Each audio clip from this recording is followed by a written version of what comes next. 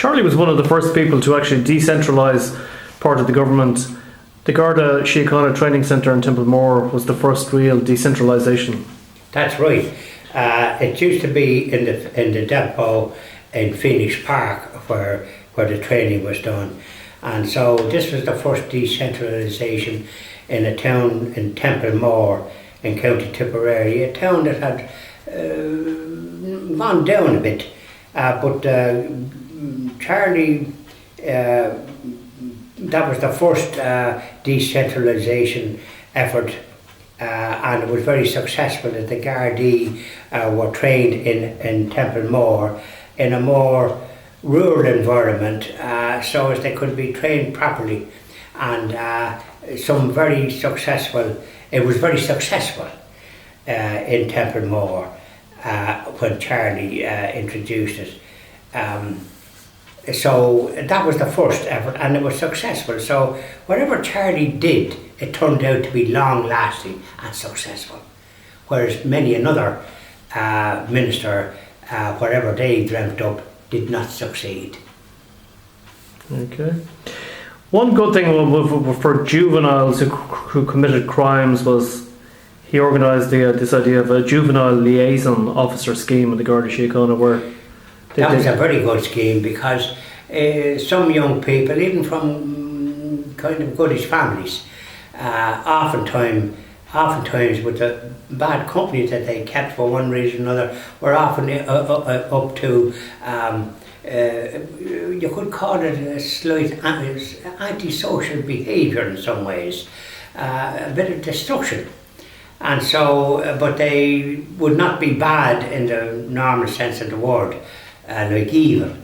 And so the liaison officers that Charlie established would be able to sort of put them on the right road without them acquiring a criminal record, because life is very peculiar. You can take a wrong turn or just do the wrong thing, and before you could say Jack Robinson, you have a criminal record. For example, when I was young, now it would be only, let me see, 7 or 8, we were always fighting and one another.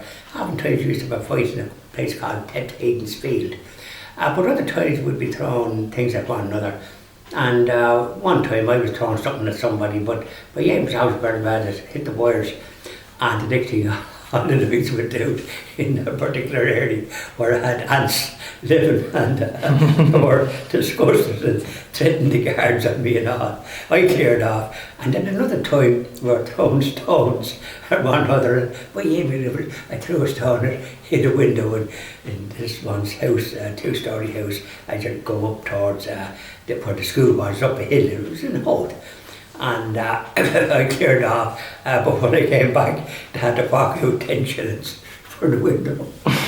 So, and after that? I was threatened with, my father was a guard, but I was threatened with the guards. And so I couldn't, I won't say a criminal record, but, this would be classified, I suppose, as antisocial behaviour. And I was only young fellas, 8 years of age, so you weren't probably just over the use of reason in some ways. But it just shows you what can happen. And then you became a good Catholic, you changed your ways. I did. But I think if you make your mistakes when you're young, you're chastised, and we help you off to confession, to sort of confess your sins. And what you did, try to lead a good life as best you could after that.